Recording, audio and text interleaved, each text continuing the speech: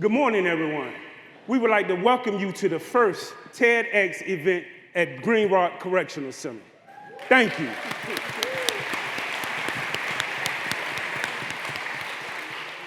My name is Darren Harris, and I'm a resident here. I'm Officer Martin, Treatment Officer for residents with mental health challenges, and we will be your emcees.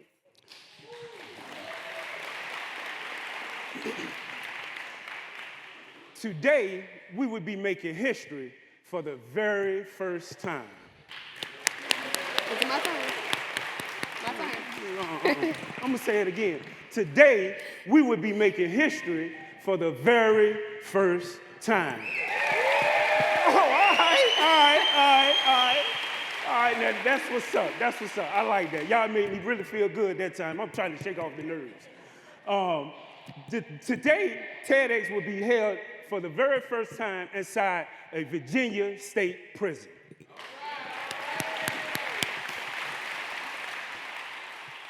And before we get this started, I would like to thank a few people who helped make this historic event possible. First, we would like to thank a lady who brainstormed this event, as well as brought her national program to Virginia. Not only that, she encouraged us and inspired us to do the best that we can and push on, just like she did a former president of the United States when he was going through his problems. Miss Delia Cohen. Look at her. I know that's right. Look at him.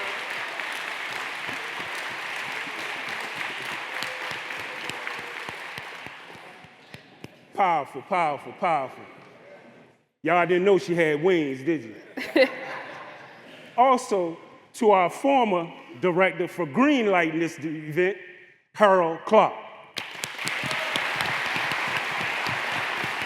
Right here. Oh.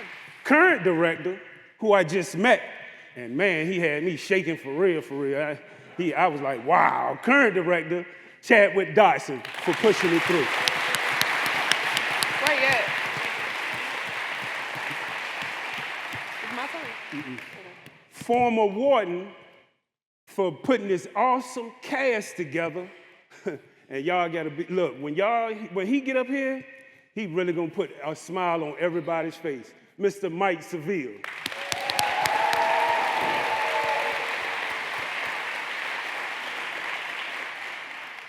And to our assistant warden, every time she see me on the yard, Harris? Yes, ma'am, yes, ma'am, yes, ma'am, yes, ma'am, yes, ma'am.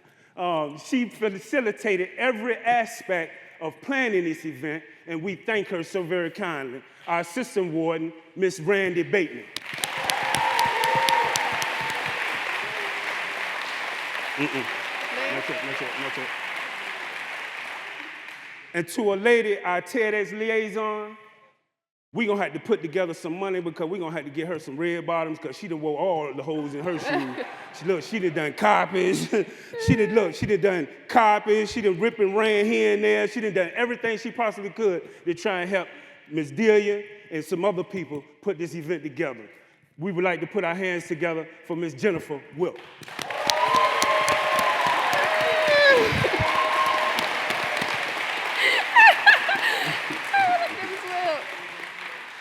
And of course, we can't forget all the power in this room. And I'm talking about our guests. We thank you for traveling near and far and setting aside your time to be here with us. Thank you so very much.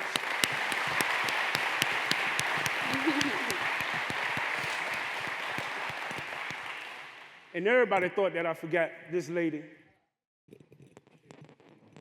This lady, she kept a smile on our face. She treated us like human.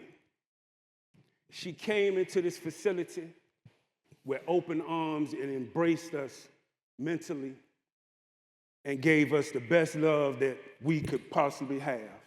And we thank her so very much. She joined us while on sabbatical from the City University of New York. And I would like for everyone to please stand and put your hands together for Dr. Ann Rice. Where's she at? You're good. Wait till you sit down.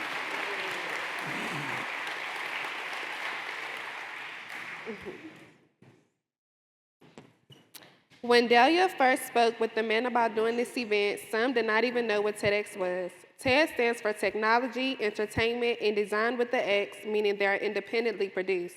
With the motto, ideas change everything.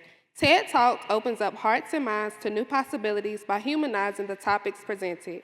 Watching these talks, the team discovered the positive changing effect that comes from being vulnerable through revealing life experiences, especially here in prison.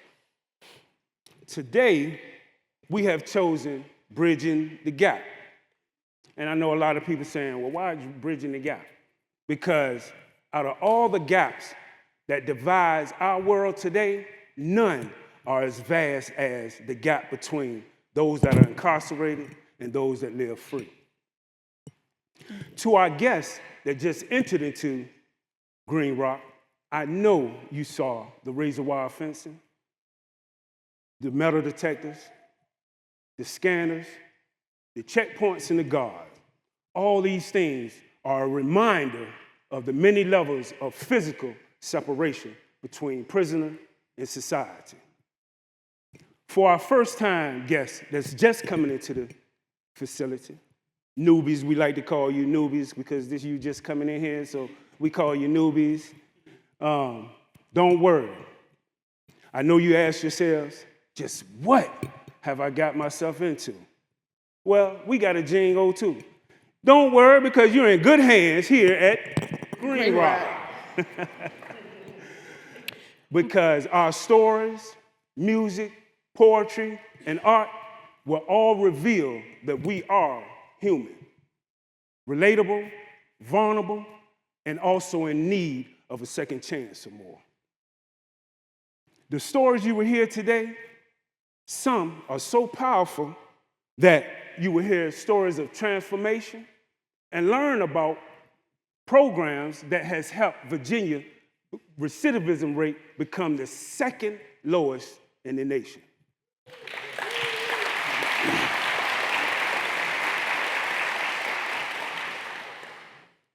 Before we get this event started, why don't we bridge the gap by introducing ourselves to someone we don't know who is sitting nearby. Now mingle. Go ahead and mingle. Hey.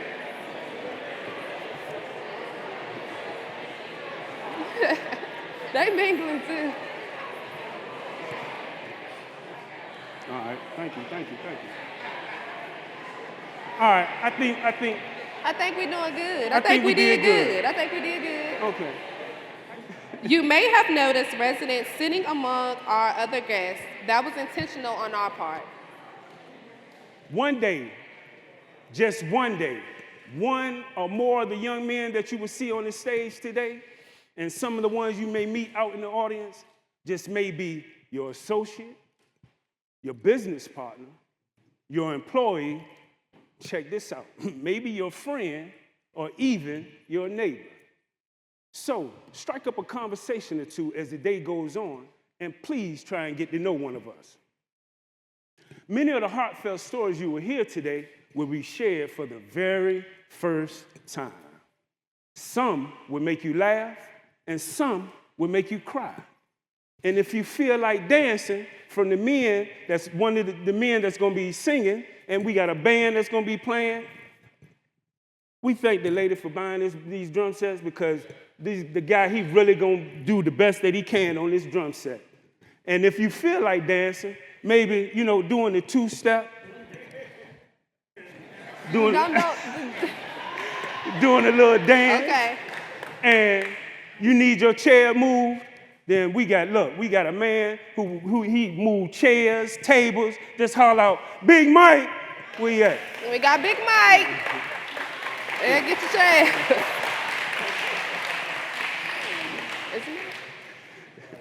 Now, without further ado, this young man is a hard-charging, determined young man with a passion for learning.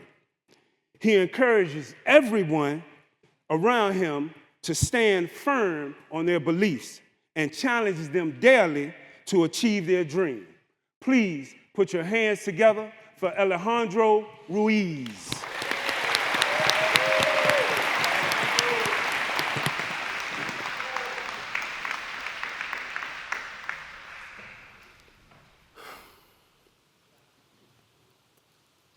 I'm standing here, a person who has hurt people, a person who has made many bad decisions. But through all of my flaws, failings, and shortcomings, I'm a person who fought extremely hard to change because I believed that I could be better. When I was 19, I was a soldier in the United States Army. My work ethic was excellent. I would be the first to volunteer for assignments, first to sign up for classes, top scores in PT. I even completed a warrior leadership course as a 19-year-old private first class. On the outside, it looked like I had everything together, but I didn't.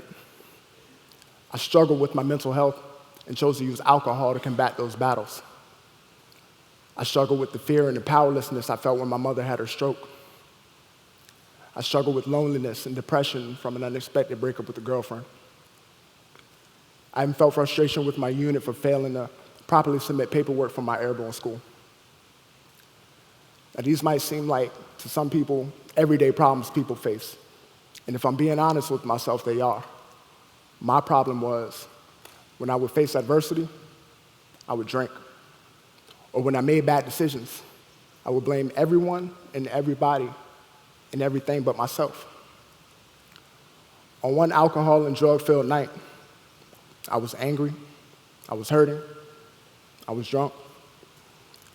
I made horrible decisions and was charged with aggravated malicious wounding, abduction with immoral intent, 2 more counts of malicious wounding, and an attempted murder. My choices negatively affected my victims, their families, my families, and myself, and I regret them every day. I regret the fact that I hurt people who never deserved to experience what I put them through. I regret the burden that I placed on my family and loved ones who stood by me for the last 13 years of this 27-year sentence. And now, I'm standing here, facing the consequences of those bad decisions. But that's only part of my story, because I'm standing here as a violent convicted felon, giving this TEDx talk about bridging the gap between who we are and who we want to be. It blows my mind because I understand the significance of this platform. I am on a journey towards my aspirations. Bridging the gap between who we are and who we want to be is a human journey because I believe we all desire to be better than we are. For the first couple years of my incarceration, I could never gain any real traction on the change that I wanted to make. After some time reflecting, I knew that I wanted to be more disciplined. I wanted to be more thoughtful in my decision-making. I wanted to be more compassionate and understanding. I wanted to communicate more effectively. I wanted to become a team builder. I also wanted to become financially educated and responsible. So what was it that held me back? It took a while, but I finally realized that I had a destination on my journey, but I didn't have a current location. Think about it for a moment. For us to plot a course on any trip, you need an accurate description of both your destination and your current location. I didn't have a current location because I didn't do the introspective work necessary to figuring out where I currently was in life. Looking at myself critically and honestly allowed me to challenge certain beliefs and broaden my perspective. I was able to see the counterproductive nature of those beliefs, and my worldview shifted. I understood almost instantly that I wasn't a victim of my circumstances. No. I was a product of my decisions. And it was then that I understood in a core and fundamental way what responsibility truly is. From that point on, my journey began and I was on my path. I spent hours every day reading authors like James Allen or Ayn Rand. I studied business finance and accounting, real estate finance, income tax laws and strategies. I spent my time with like-minded individuals who utilize the time that they have been given productively. When stories of prisoners are told, such productive people often get left out, but they are actually common. In fact, I met a group of guys who would sit for 8 hours a day, 5 days a week, conducting both business classes and think tanks because they were all going home relatively soon. The time that I spent with these guys, learning, brainstorming, contributing ideas, gave me the type of experience I could only dream of in a situation like this. These guys, who all experienced the same frustrations of prison as I have, are now on the outside running a tech startup in Atlanta's Tech Village and have launched an app called My Event Advisor. You know what brought us together? It was a conscious belief we had in ourselves and the actions we took to bolster those beliefs. For me, there were times when I had to remind myself of the belief I have in myself, of the faith I have in my potential, even when everything around me is telling me otherwise. I am a product of my decisions, so I am the captain of my fate. And I decided to become better than any category people have tried to put me in. I think what tends to hold us back is our tendency to confirm our own biases. If you think you can, you can. If you think you can't, you won't. It's crazy how potent the smallest seeds of doubt can be. But understand, we will all face adversity. We will all make mistakes. We will all have shortcomings. All of this is inevitable and will cause you to doubt yourself. But choosing to believe in yourself will provide you with the resiliency to press on. That is the chisel of character that details the statue of you. I'm sculpting somebody who maintains an elevated perspective, which allows me to see as many steps between my last objective and my next step as possible, because at one point, I was somebody who didn't think about the long-term consequences of their decisions. I learned not to compare myself to others, especially when we don't have the same aspirations or aren't on the same journey. I remember Rocky Balboa once told Adonis Creed that his opponent will always be the person in the mirror. I believe the lack of self-respect that keeps people who are incarcerated from progressing can only be gained through the successful accomplishment of goals that fulfills one's aspirations. When a person sets their sights on those aspirations, does that introspective work necessary to figuring out where they currently are on their journey, and then slowly starts to accomplish feat after feat, they'll be more conscious of their decisions and whether the risk is worth the reward.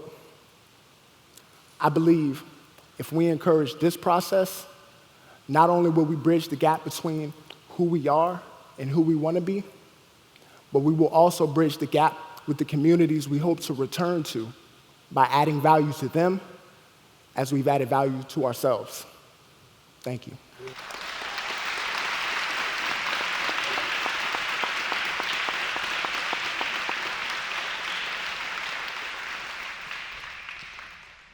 Our next speaker has worked with the Virginia Department of Corrections since 2017 as a facilitator for the Victim Impact Listen and Learn program. Passionate in touch, her poise, presence, and inner strength are simply amazing. Her message is both dynamic and timeless. Please welcome Paige Meade.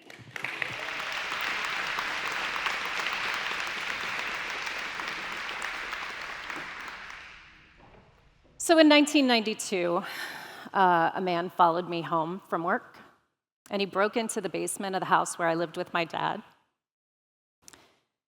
I was 19, and it was my dad's birthday. And those are all facts that are fairly easy to relay as I'm standing here. What's harder to talk about is what one human being has to do to another in the Commonwealth of Virginia to earn 2 life sentences plus 20 years. So, you might actually be surprised to learn that I'm not here to talk about that crime, though. I'm here to talk about forgiveness and redemption and what I've learned specifically from the men incarcerated in the Virginia Department of Corrections.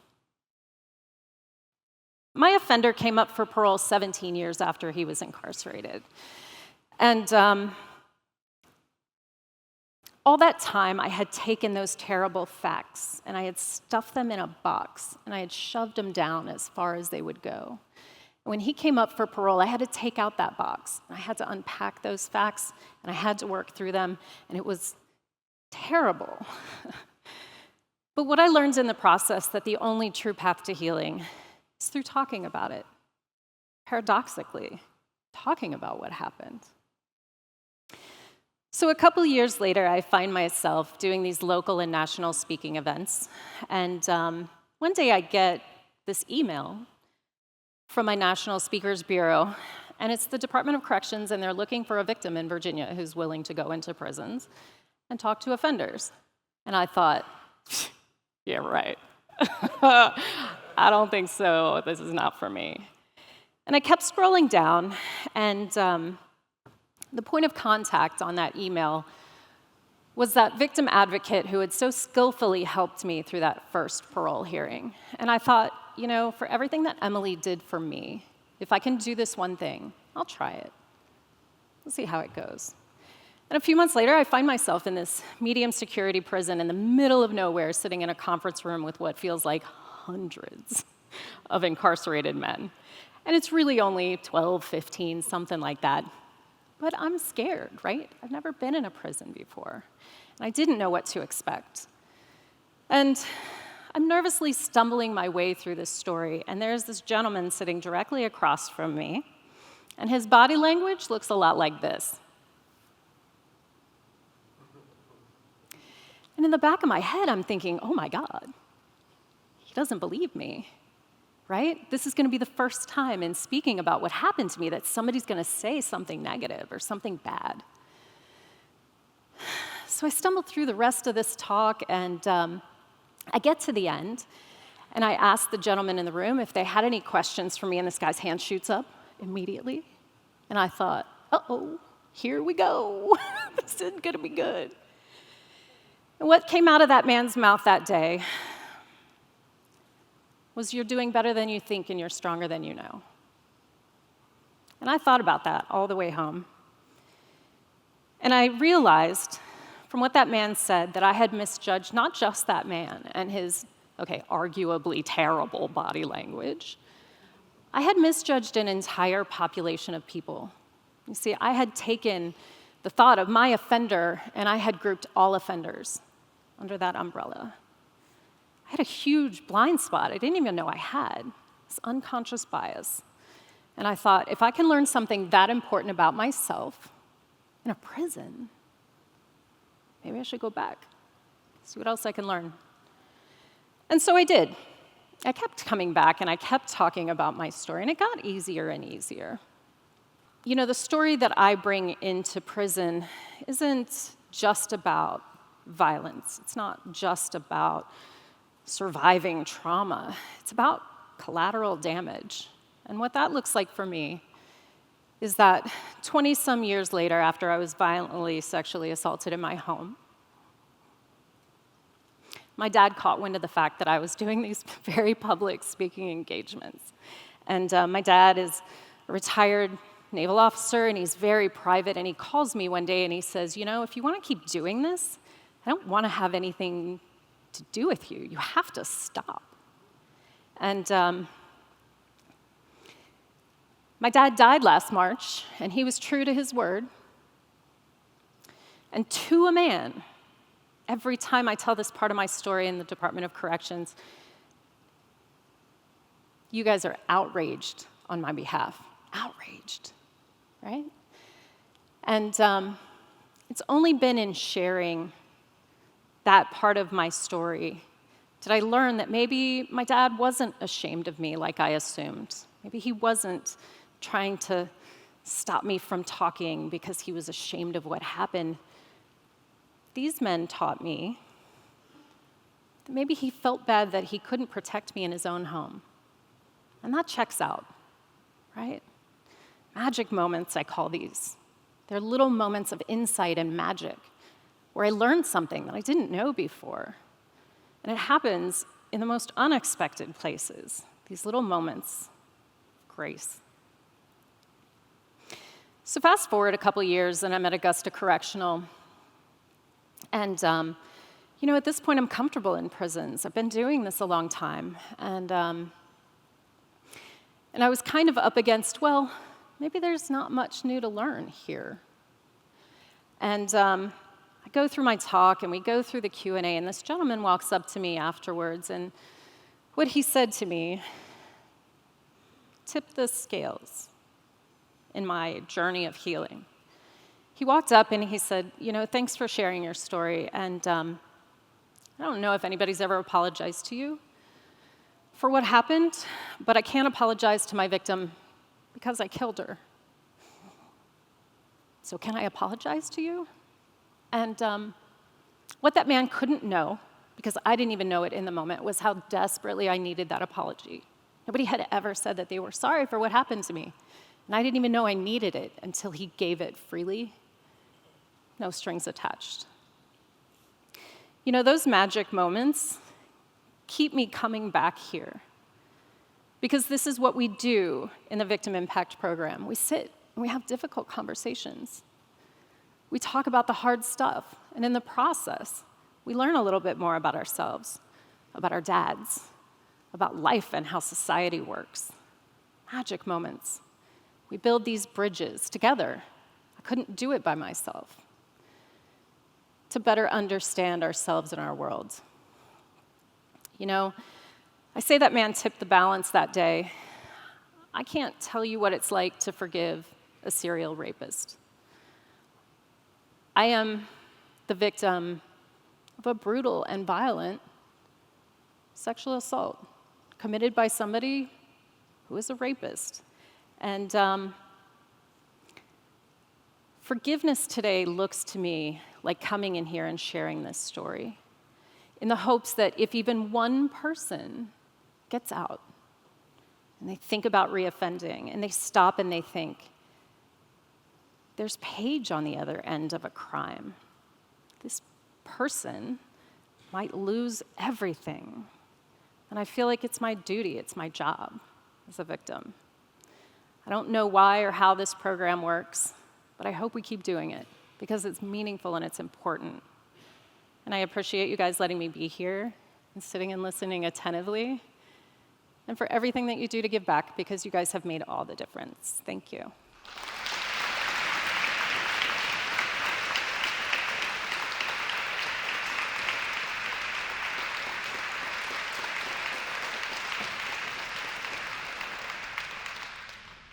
Powerful, powerful, powerful. That was very powerful. Thank you for sharing that. Coming to the stage now, this man of many talents is an idea generator, a social entrepreneur, composer, singer, writer, and a man of God. We call him here Charlie Billy Jean. The institution called him Charles Mason Monroe. But a lot of us like to call him, too, rock star. So please put your hands together for Charlie Billy Jean.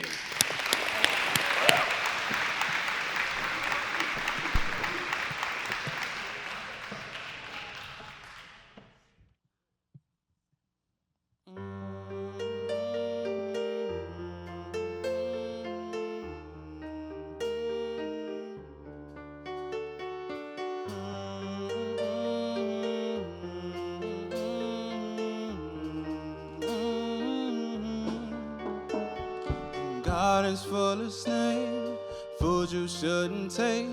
This city's way too cold to be traveling these roads alone, but it's too late. I've already started, now it feels my thoughts are being haunted. See, this is what I wanted. I never put much thought to how I live. I've always wanted glory in the moment, and when glory doesn't show up, and I decide to blow up, I'm left to find my own way. And now that the end is closer, leave all your things and meet me at the crossroads. It's been such a long road, ashes and we all go down. You had your turn, but now you're looking awful. how the song goes. Look at how we all turn out. Well, it's been a very long time. Hail to the kingdom, waiting for the chance to appear right in front of us. And since there's only moonlight in between us, then we should brace the ground. Then you call it wartime, man down, back up on my third six. So there's an army at the back of us, but just cause you got fire don't mean you'll survive in the jungle that is falling from the skies, burning up. Meet me at the crossroad. It's such a long road, ashes and we all go down. You've had your turn, but now you're looking awful. This is how the song goes. Look at how we all turn out. Now you can meet me when the clock slows down and the cold runs out. Cause that'll be where I'm raising hell. Or you can meet me at the bottom of the ground when no one's around. Coming here roaming safe and sound, darkness comes to visit. I hear there's someone in it down from heaven, but not sent. And now he wants me from within, cause I refuse to keep on living under codes of unreligion as the stars go proud. And I'm among the crowd knowing I got such a lost soul. My feelings are partial, that's why I don't call hope. I hope to see tomorrow, and doubters, this is our show. You can stay as hard though, but only while the love runs out. It's gone, meet me at the crossroad. It's such a long road, ashes and we all go down. You've had your turn, but now you're looking awful. This is how the song goes. Look at how we all turn out. We all turn out.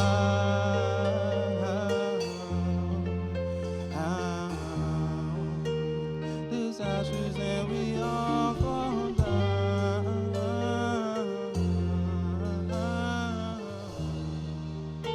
And it's all because of love right now.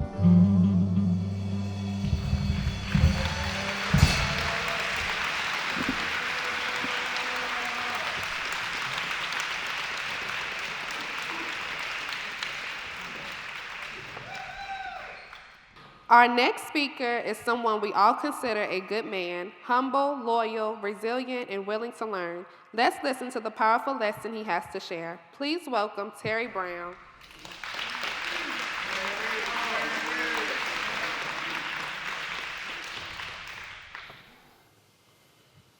I am 44 years old, and I've been incarcerated for 23 of those years for taking someone's life in a robbery gone completely wrong.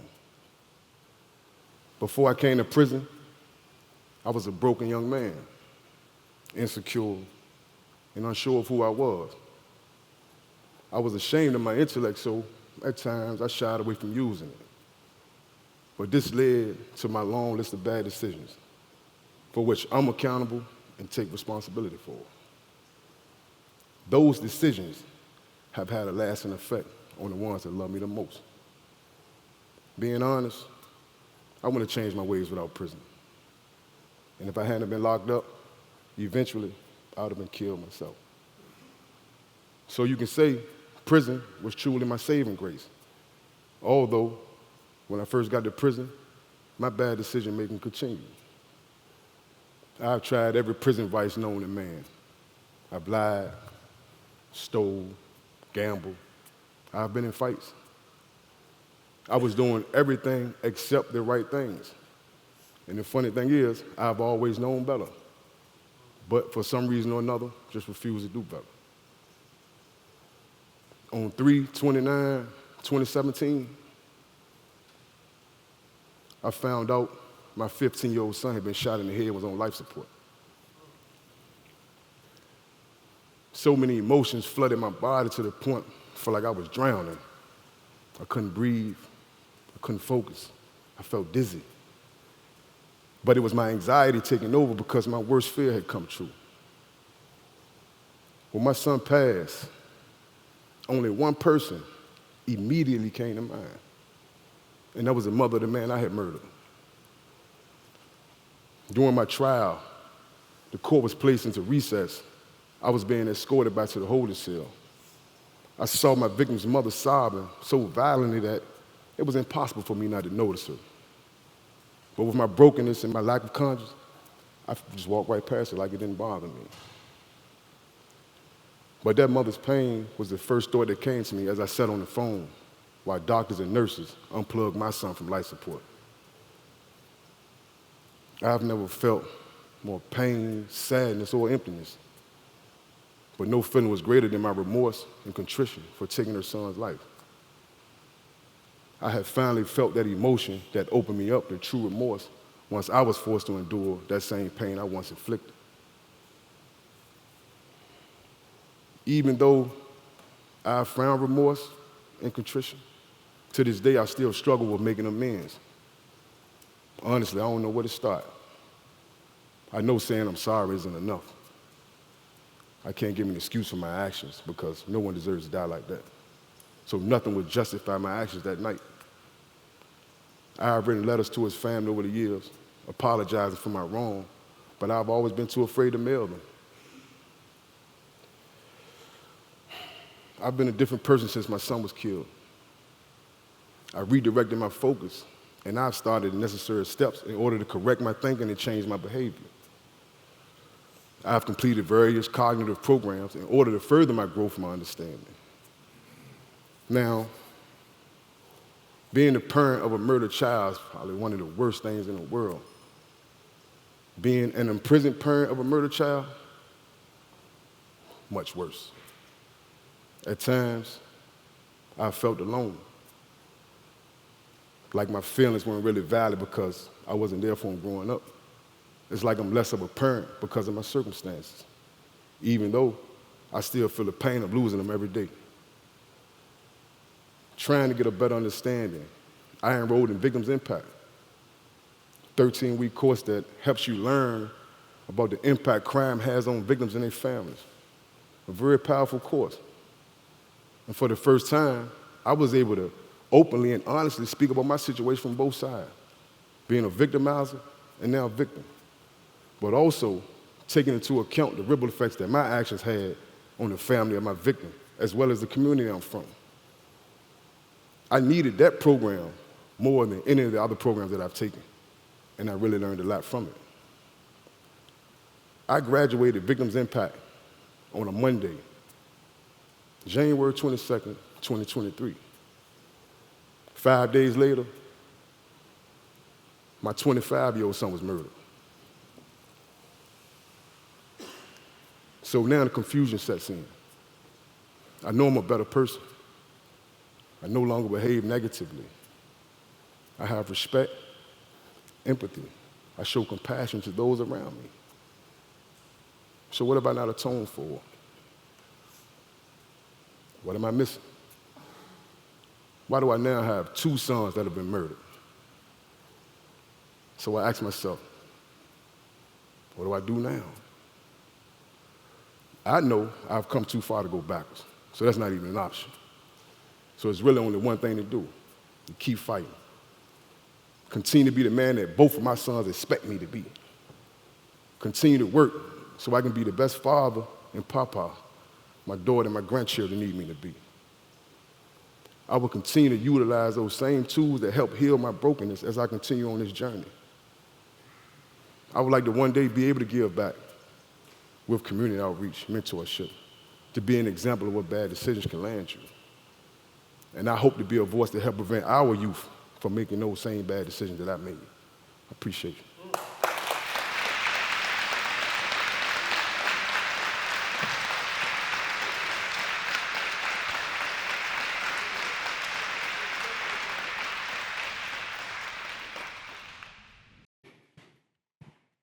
Let's give it up again for T. Brown.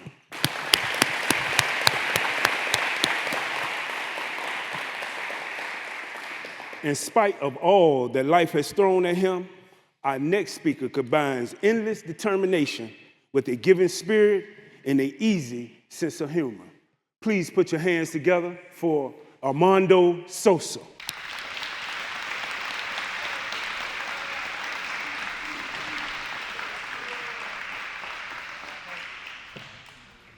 Ever since I can remember, my life has been nothing but a struggle for me and for my family.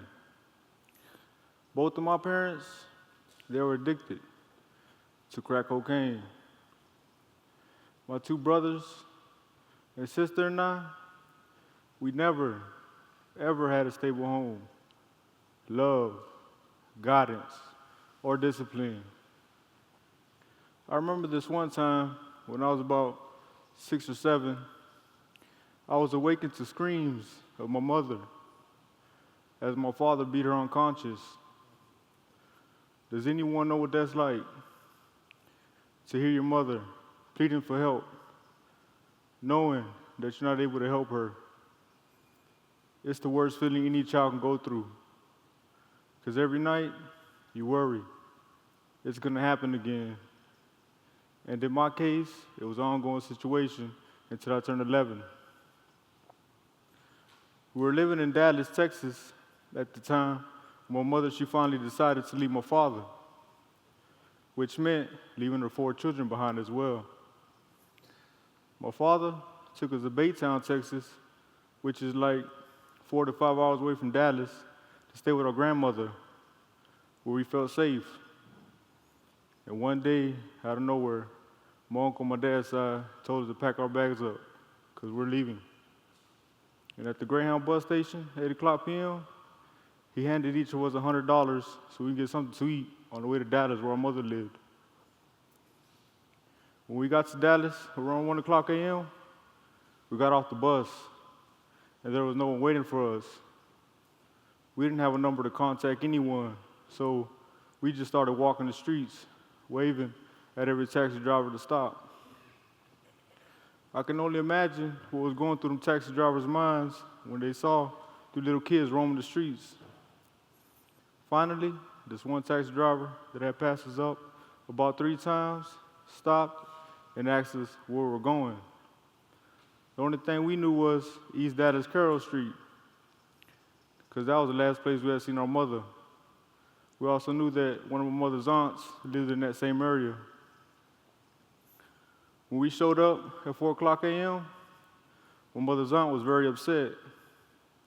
She was like, "What are y'all doing here? Did anyone say anything to me about y'all coming?" 3 days later, our mother showed up. We needed somewhere else to go because I heard my mother, she was arguing with her aunt about us being there. So then, our mother took us to live at a trap house where they sold drugs. 2 months later, early in the morning, we heard this loud noise coming from the back of the house, windows breaking. We were all in shock and scared. We grabbed what little we had and ran outside. We were just a few feet away from the trap house when it came crumbling down. We saw bulldozers and excavators tearing the house to pieces. Hearing my mother's cries broke my heart into 1,000,001 pieces. That's when my life as a child was over. I started living on the streets. My heart gradually turned cold. I simply didn't care anymore about life. I saw no meaning or purpose. Finally, I got into a fight and took someone's life. I was sent to the juvenile detention center, and at my very first hearing, the judge asked me to step in front of him. He asked me that I understood everything he was saying to me. I replied with a simple, "Sir, I do, yes, sir." So then he asked me to repeat anything that was said during the hearing. I had no response. He saw right through me and discovered my poor comprehension. In fact, I couldn't read or write. In jail, I would receive tons of mail from family and friends, but I would just smell the letters and put them away. Until one day, I had the courage to ask another inmate if he could read a letter from my aunt for me. And he said yes. So then I became comfortable enough to ask him to read all my letters to me. He was a good friend to me, but I wanted to read and write my own letters. So I started pursuing my education and participating in GED programs. Now I'm only one subject away from receiving my diploma.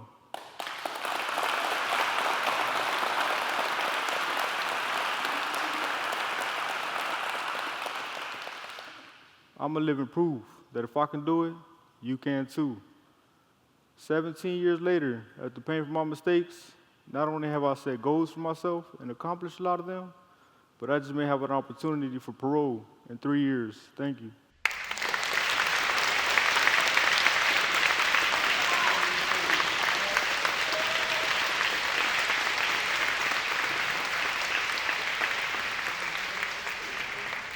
Contrary to what you have seen in the movies, many of our correction officers here at Green Rock bring empathy and fairness to their interactions with residents and staff alike. Please listen to our next speaker, Sgt Archer, who will explain his own path to understanding.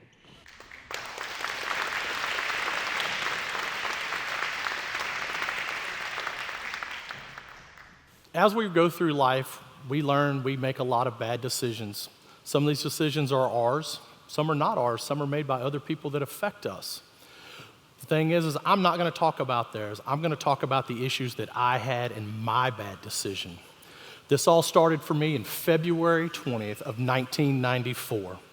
I went to visit a friend of mine that I had gone to military school with many years prior. We were hanging out at his house. We decided, hey, we're gonna go over to another guy's house. We're gonna go shoot pool, hang out.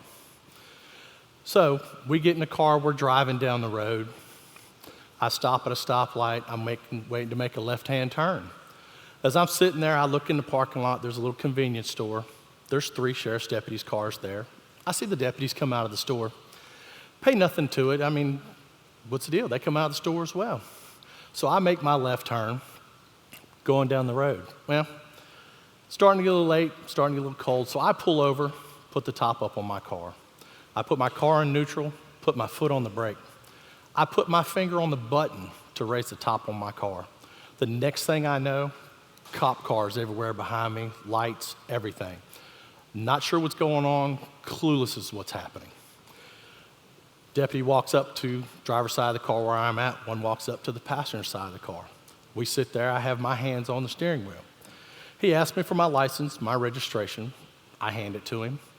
He says, are there any weapons in the car? I look over my shoulder, there's one in the car. I said, yes, sir, there's a pistol in the seat. He said, okay. Deputy on the passenger side retrieves the weapon, takes it out. We sit there for a few more minutes. The next thing I know, he said, y'all need to get out of the car. So here we are, I'm standing in the front of the car, hands on the hood, shaking because I'm not really sure what's going on. Standing there for a few minutes, deputy on the passenger side, feeling under the seat, holds his hand up. He said, all right, who does this belong to? And I looked at my friend that was with me, and I said, if you don't tell him the truth, it will take every single deputy here to pull me off your ass. He said, that's mine. It was a bowl and a bag of weed. And I'm like, not for me. So as we're still standing there, hands on the hood of the car, the deputy that had been on my side come over, he said, you're under arrest. Put your hands behind your back. I'm shocked. I'm not sure what's going on. Place my hands behind my back. He walks me, puts me in the car. They take me, book me, fingerprint, everything.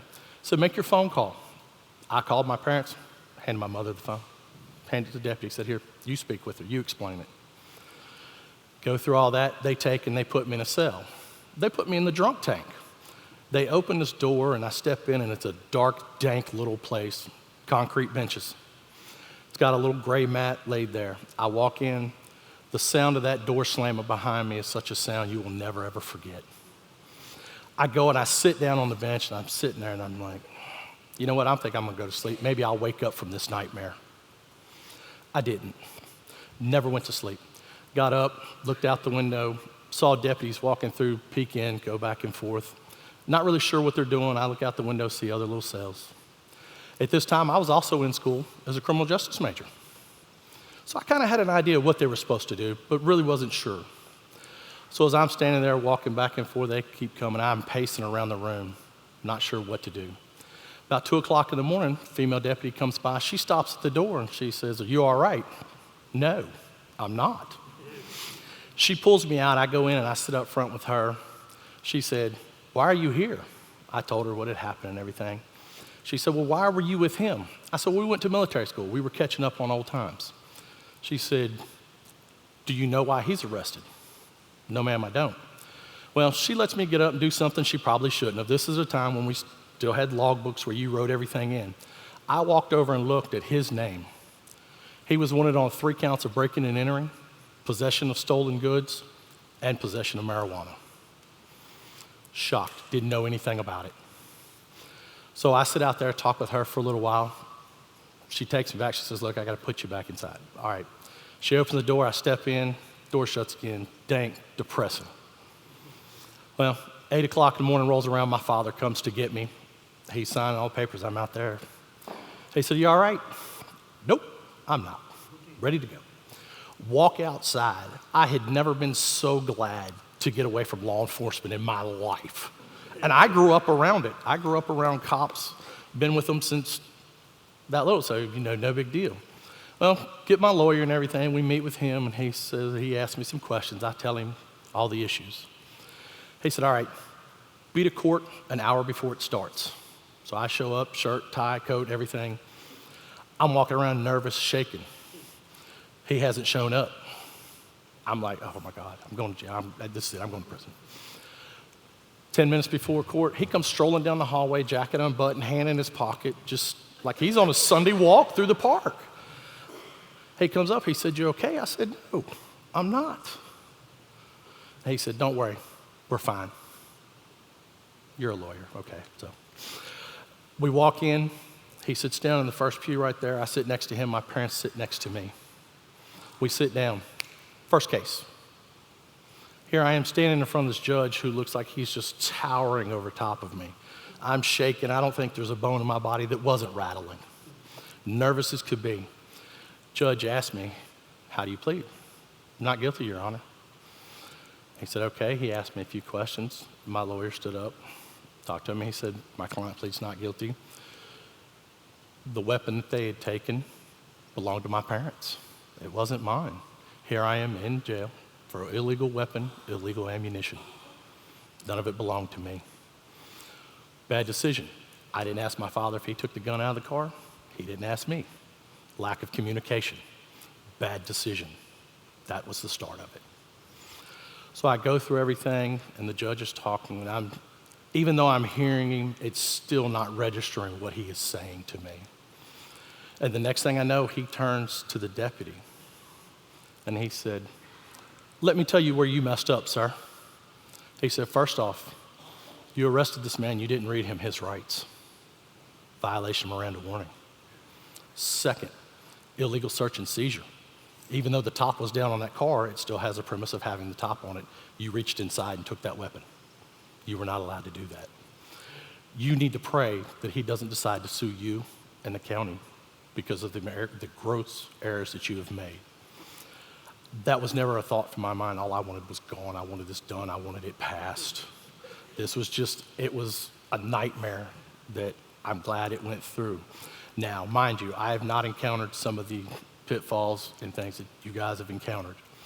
I haven't had the drug addictions, the alcohol addictions, the abuse, the criminal history, whether it be necessity for trying to provide for your family or anything. I grew up in that proverbial, white picket fence neighborhood, never did anything wrong. But these are decisions that we must make daily. And that one split second makes that bad decision. Sometimes it's not you're a bad person. Wrong place, wrong time, wrong people. And because of that, it goes that way. But that female deputy that took me out of the cell and spoke with me, she showed me empathy, compassion, of understanding that, yes, I was in jail, but I was a person. I wasn't just a criminal. I was an actual person, and she saw past that. And because of that, that has always stuck in my mind and made me be the officer that I am today, with compassion and understanding and realizing everybody makes mistakes, nobody's perfect. Thank you. Y'all have a good day.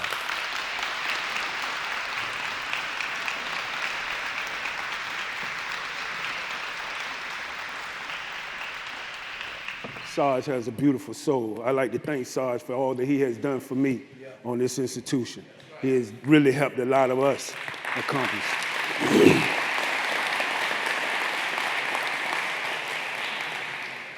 This former gang member has been locked up for 36 years.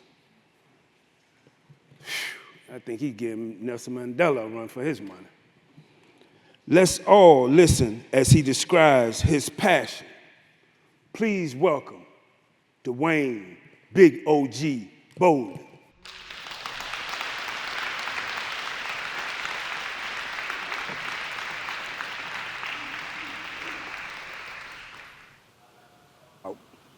The raising of a nation, because the role played, whether consciously or not, in the lives of our youth by adults matters. I'm speaking on this through firsthand knowledge. I was born in Jackson Ward projects and raised in Blackwell projects in Richmond, Virginia.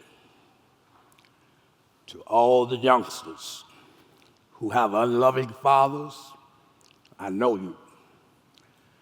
Those who witness their mother never buy herself a new pair of shoes or a coat, or saw her cry because she couldn't feed you, or it's because she couldn't pay the rent, y'all got put out the projects, or your little brother and sisters told you they hungry and it all hurt your heart. I am you, because that's my beginning too. So like you, I turn to the hustlers of the hood, who in my eyes seem to not have the problems my family did, because I was searching for a way to turn things around for my family, not then understanding how that choice would take me deep into a darker world. Looking back, I see times where I thought I was winning. Now I'm realizing I not only was losing, I was setting a foundation for generations following me to lose too. For being a gangster and hustler to the fullest takes a lot of dedication to the ugliness that controls that world where cold-heartedness is your armor. Because even with it, survival is short-lived. I stand before you today, incarcerated since January 2nd, 1988, serving life plus 10 years, convicted of first-degree murder and various other crimes. I've come a very long way, emotionally and mentally, since entering prison as an uneducated 28-year-old. Back then, it was game on. Live by it, die by it. Everyone in it was on it. There was a code that was never to be broken. Then came the 1990s. The code started vanishing, especially loyalty. Snitching and crossing became the new thing, placing the game on life support. Today, youth care more about their image than their character. Everyone should leave it alone. It always comes to an ugly ending. I try to spread this message because no one who lived it before me told me the whole truth about the gangster lifestyle. I've learned that more than any other element, nations are built through examples by elders as seen in the eyes of our youth during their formative years of growth. In 1998, at Greensville, I shared a cell with an 18-year-old who grew up in Blackwell projects. Cuz doing life plus 40 years, new law, a very ugly situation, but he handled it well as a man should. One day he told me, homie, when y'all got locked up, we wanted to be just like y'all. We had the drug game on lock, the guns, the jewels, the caddies with the ragtops sitting on trues and Vogues. Then he asked me, you think I'm ever gonna get back out there? His question blew my heart, as it forced me to face the reality of my past actions. Because I was then realizing that the legacy I left in the world was but a source of detriment in the communities I was so proudly announcing I was a part of. Then came March 15th, 2001. I was at King Mountain. My counselor came to the door, told me to come to her office. I was told my 19-year-old son was shot and killed instantly. My old instincts telling me to seek some get back. But during a conversation with my favorite aunt, my thinking would change dramatically. We talked about a conversation I'd had with my mother some years prior. There was an attempt on my life. I had retaliated. Word of it reached my mother. My mother told me that if I were killed, it would kill her. I told my mother then I didn't want to outlive her because she was everything good about people. And my only goodness was the love I had for those I considered to be my people. My aunt then asked me how I really felt about my son's death. It was at that moment I realized it felt like someone had both their hands in my chest and was squeezing my heart. I told my aunt then, due to how I'd lived my life, it was like poetic justice for me to go through it. But I was at that moment ashamed at the thought that I could have caused someone good like my mother to feel as badly as I then and now feel about my son. So now, rather than taking dude's life who killed my son, I'd rather help raise millions of little Dwayne Bollings become scholars, business leaders, doctors, politicians who truly care, just foster greatness in the name of the son I failed to properly raise. Because I know in my heart that the tragedies in the hood will only continue to grow unless those of us with painful legacies there return to those communities and lead them with messages and examples of a better way. If I'm ever blessed to be released from prison, I'll work on my vision of forming a foundation in the name of my deceased son, Terrell Dominique Goodnight. Its goals would be to develop, encourage, promote, and support our at-risk youth to truly great heights through their natural productivity. I stand before the adults and youth of America today, changed from facing my past truthfully, blessed with a real understanding and wisdom of all my mistakes. I don't have all the required expertise or resources, so I passionately call upon the adult community to pool their resources by joining me so that we can preserve this country's most prized resource and treasure, our young people. Please join the cause of raising our nation properly. Thank you.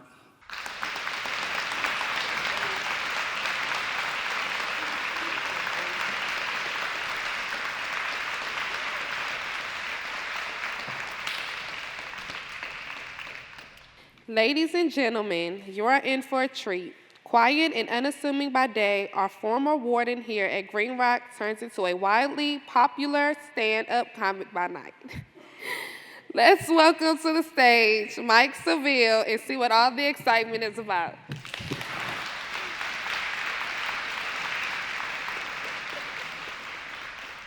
All right, good morning, everybody. Good morning. So, someone once told me when I was a kid that there is a fine line between rage and laughter. And I feel like that's what I try to develop. I'd like to see the funny side of things. So today I'm going to tell you my whole life story, okay? And it's okay, it's going to be fun, I promise. So how many of you can remember when you were like 6 or 7 years old?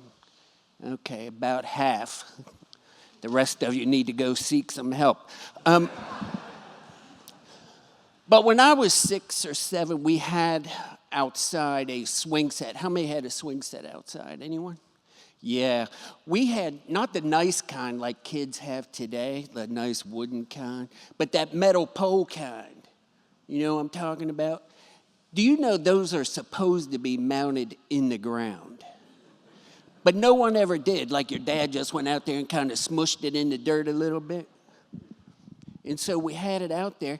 And when we were young, I had 2 older sisters that were allegedly babysitters. And they always made us go outside. And so we were outside, me and my sister were on the swing. And we're like, wonder if we could flip this over. So you ever swing, you know, and you feel the pole come up a little bit? And you're like, yeah, we're going to see. So we get going as high as we could. The pole was, we're like, man, it's just as close. It's too much slack in the chain. But over on the other end was a little metal bar, a little 2-seater job. You remember those? So we got on there. And we're like, okay, here we go. We start swinging. Pole's coming up. We're like, okay.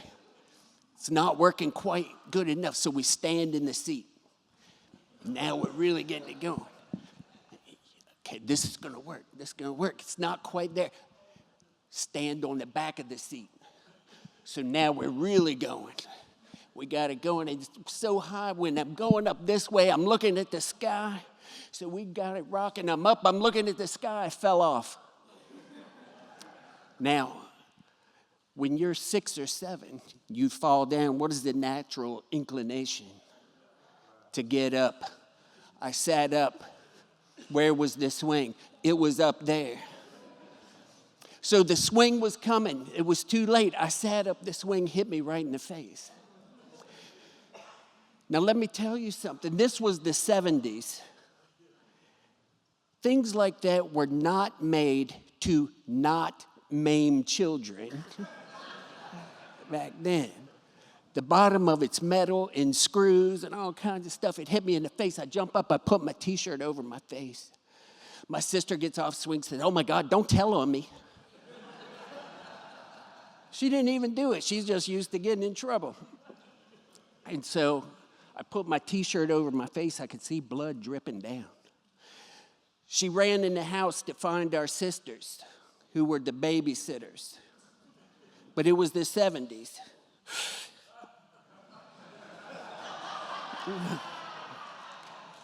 So I'm walking toward the porch. They come running outside to our back porch. I'm walking toward the back door. I got the shirt up. I see the blood dripping. They're like, oh, my God. Let me see it. I took my shirt down. They said, oh, my God, his eyeball's missing. I'm like, oh, my God. Oh, my God, I don't have an eyeball. So now I'm really freaking out, and they're freaking out. Everyone's freaking out. I go in the kitchen. They run to the sink and get the dish rag and slap it on my face. It still smells like soup and Clorox. And they lay me on the couch, and they're freaking out, like, what are we going to do? I'm like, call a doctor? So they figured the best thing to do is call her mother, who works not far away. So she comes running in the house. She lifts up the dish rag. She's freaking out. She sees it with blood. She pulls up the dish rag. She says, oh, my God, his eyeball's missing. I'm like, oh, my God. I don't have an eyeball. Now she's running around with the rest of them like, what are we going to do? I'm like, no one has even considered up to this point calling a doctor. And so they decided the best thing to do is call my grandfather, who lives up the street. Now, let me ask you this. Do any of you have that relative that no matter how bad you're hurt, you don't need a doctor? Why'd they call him? He comes down, he lifts it up, and he's like, oh, there ain't nothing wrong with you, boy. I'm like, oh, my God, I don't have an eye. No one's even outside. Aren't you supposed to have like a glass of milk or something? Find it. Get my eyeball so we can go to the doctor. Well, the moral of the story is this. I did go to the doctor. You know why I tell people this story? A, because this is the childhood piece of this story, and to show you how crazy life can be sometimes. But I tell that story mostly when I'm going to do trainings or I'm speaking to an audience, because you know what it does? It galvanizes everybody. Just like, look at all of you right now, rapt attention, because you're like, which eyeball got knocked out?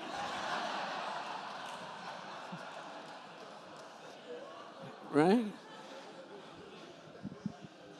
You're trying to see it, but so do you want me to tell you?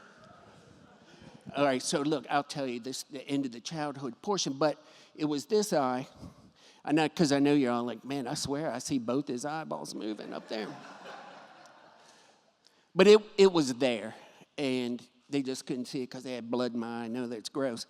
But swing hit right here, took a chunk out of my eyebrow, split my eyelid. So, but let me tell you that it worked out good for me because I was like in first grade and nobody messed with the kid with stitches clear through his eye. I couldn't even open it.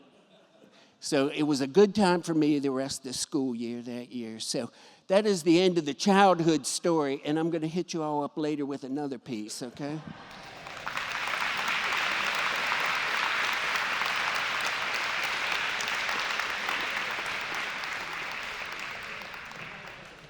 Now nobody messes with the kid because he's the warden of a penitentiary. Now I would like to ask all of our guests if you would please make your way to the visiting room. It's count time for us gentlemen over here, so the residents will stay here, and I would like to ask all our visitors and guests if we would please go through the visiting room where our major is standing at the door. Thank you.